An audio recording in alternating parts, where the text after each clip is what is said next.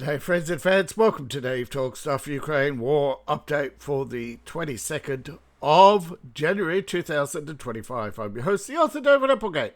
And, of course, the war continues. And first I'm going to bring you the battlefield update, because Ukraine has lashed out today after Russia's relentless attacks for the last 11 days, I think, in a row.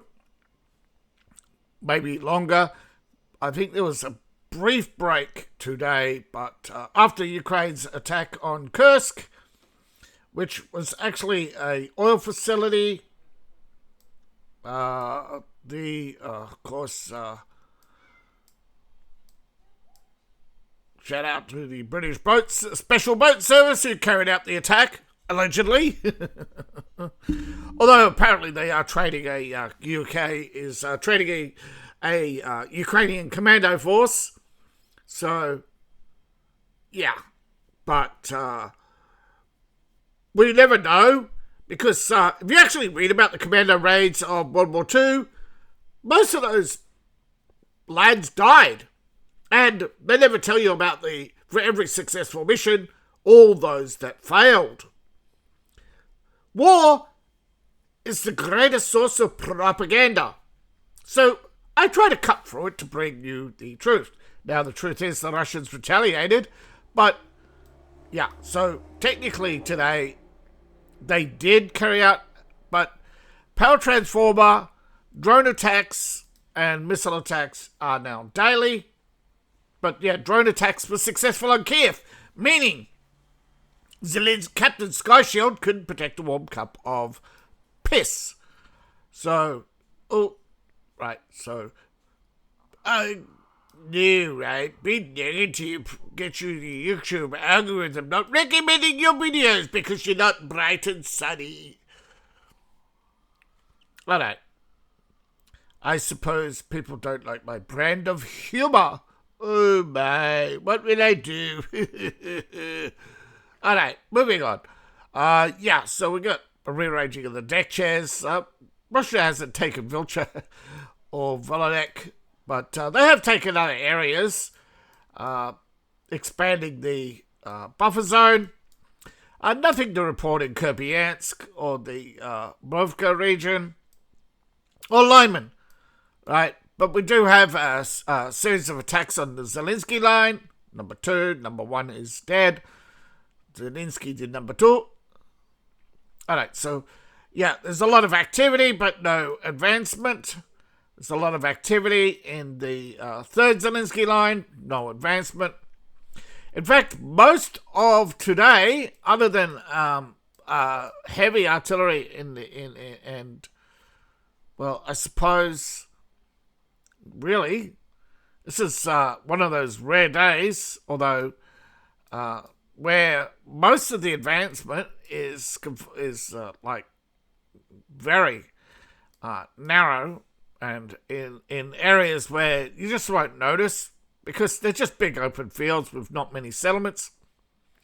But Russia has going along this river here, and they are trying to reach up here to choke off this supply line, bringing it up under long-range artillery. Soon we'll be in short-range artillery, although it's probably ready in short-range artillery. So, that's in short-range artillery, most of this road. But remember, short-range artillery, Russia, you might say, or people can't see that far, and say, yeah, that's why they're using so many drones, right? The majority of the drones that are shot down are observation drones.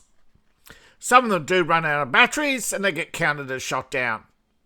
Some get jammed by electronic warfare. In fact, probably most. But as you can see, Russia has decided, although Kherson is their favourite target today, Mykolaiv and Kryvyi also got slammed. For once, Kharkiv got the day off, but Kiev got another power transformer. Now, yesterday they were down to 60,000 without power. Today they claim to be down to 44,000 without power. Yet, Ukrainian state grid operator said the number of homes without power has increased, and shortly after he died while supervising repairs at a facility, apparently death by Russian airstrike, without further details. Wonder if this was a Russian or a Ukrainian drone. Oopsies, someone who Zelensky didn't like for telling the truth went poof.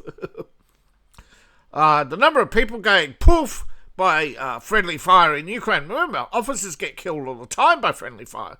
They are not reporting friendly fire, suicides, or anything like that as anything other than died by Russian.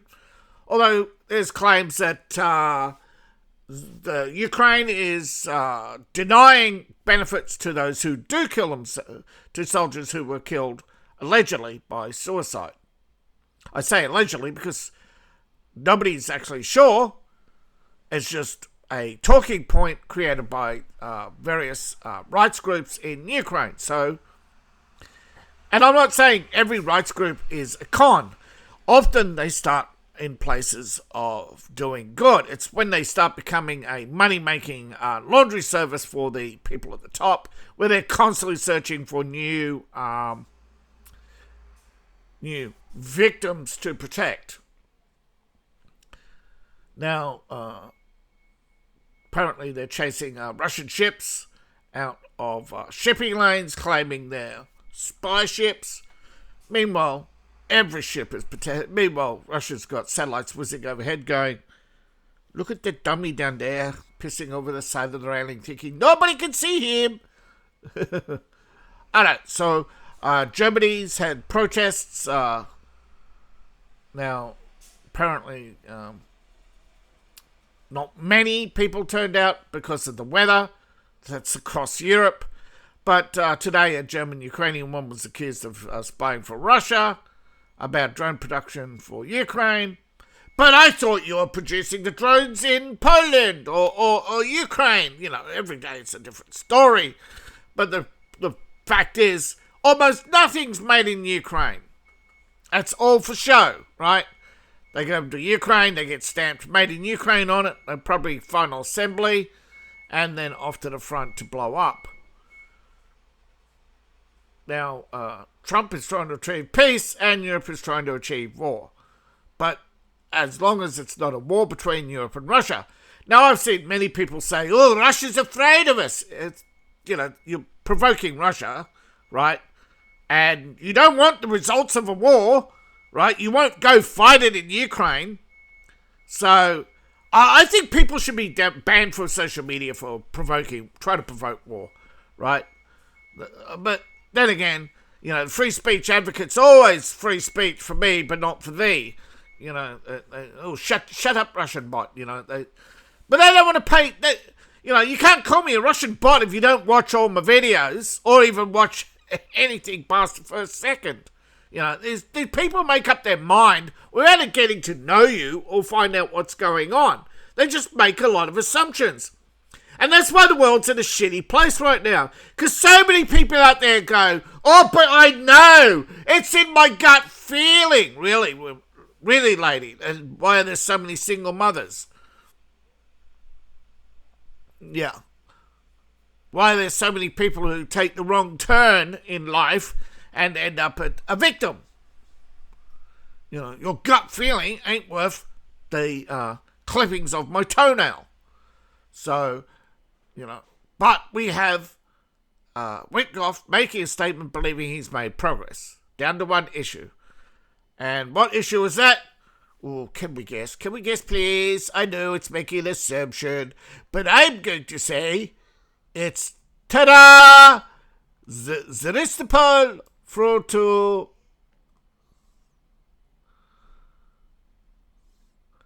Tuninskia. Hey, will I be a winner? Do I win a creepy doll? But the US envoy has decided that after Davros, he is headed to Moscow to talk with Putin. This will take place. Wait. This has already taken place a few hours ago. This was at 10 a.m. Russia, I think, Russian time. This might be my time.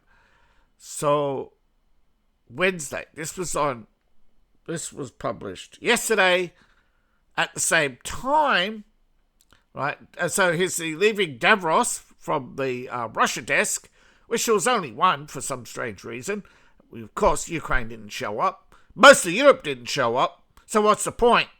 Well, Witkoff got to speak with a number of people and interested parties, and then went to see the Ukrainians and French, I believe, and Mark Rutte, and a few others. And there were phone calls made. You're going to hear about leaks all the way through today, tomorrow. But yeah, he left for Moscow. So at this time, he should be having dinner with the Putin. What would it be to be a fly on that wall? Although it'd mostly be, how's the soup? Yeah. Zelensky given up yet? No. Sorry, Mr. Putin, he hasn't. I'll get him tomorrow. I will get him one day. Oh. Sorry you feel that way, Mr. Putin, but, you know, he's kind of got a point when Ukrainians were murdering ethnic Russians, that ethnic Russians don't want to be part of Ukraine. But Zelensky's solution is ethnic cleansing. Really? Start with yourself, Mr. Zelensky. You're an ethnic Russian. This is the problem when you get... this is the difference between nationalism and ultra-nationalism. Nationalism, every national ethnicity gets along in their own region. Ultra-nationalism, the dominant ethnicity wants to be the only ethnicity. That's the difference. But liberals, no, I don't see Nazis. Yeah. They only see things through the lens of oppression, a.k.a. what the blue sky gods tell me to think. You know, the party's always right, comrades. So, according to Russia, UK mercenaries were eliminated. Now, I cannot find official figures on this, only speculation, often by bloggers, that out of the original 840,000 in the Ukrainian army mobilized in 2020, there's 670,000 left, 200,000 of those were mercenaries, and Russia's still holding strong around 800,000 because they can resupply faster, easier in their recruitment. And of course, yesterday or the day before, they're talking about, look, Russian recruitment's down. Nobody wants to fight for Putin. No, Russian casualties are down. Therefore, their replacements are less. They need to recruit less to replace their losses. But of course, Zelensky and the propaganda machine has the majority thinking Russia's lost 2 million. Whereas even Trump said the losses are around 1 million, and that's both sides, including civilians. It's like World War II, right? You can find phenomenal variations on the casualty list. There's no official casualty list. The so-called lists that were put together after the war, right, from reports that were very incomplete and often based on political narratives, because the number of dead often equated to the number of aid regions received. Which is where you get lies, like where countries claimed 6 million died when it was only 600,000. But that is Poland in a nutshell. Even today, they cannot reconcile their beliefs between truth, justice, and fair play, and making money, right? And that's the problem everywhere in the world. It's not just capitalism, right? Capitalism is nothing more than the buzzword, but free market economies, communism, socialism, state-owned enterprises, wherever someone can take advantage and get ahead and get away with it, there's corruption. Right? Systemic corruption's when companies systematically get away year in, year out with corruption because they meet quotas. So the war continues, the war of words continues, but if Witkoff has achieved something that is great, now whatever Root says publicly, I don't believe. It's all political theatre. Belgium PM, yeah, as if your opinion matters, right? Talk about systemic corruption, right? But that's the reality. I think soon we'll see Europe crawling on their knees as China strip mines what's left of Europe, shakes all the pennies out. Because, quite frankly, Europeans have lost their fucking collective mind, right? They're just so traumatized by history and by constantly focused on the negatives, right? And it does. It creates such a toxic environment, right? European liberals are just so toxic, right? They're so saccharine until they stop getting their way. You know, it's a social manipulation tactic. You know, if you do as I say, I'll be nice to you. If not, I'll be a screeching mean girl, right? And because there's no social consequence, you're not allowed to do anything to them because the cucks, the white knights, they think they're going to get a taste of to smell her handkerchief. So thank you for watching. Please like, share and subscribe, and please support the channel. You can support me on Ko-Fi, Patreon, buy my books, buy my merch. All my links are in the link tree description below, in my profile, or scan the QR code on the screen. I appreciate each and every one of you. See you in the next video, and bye for now.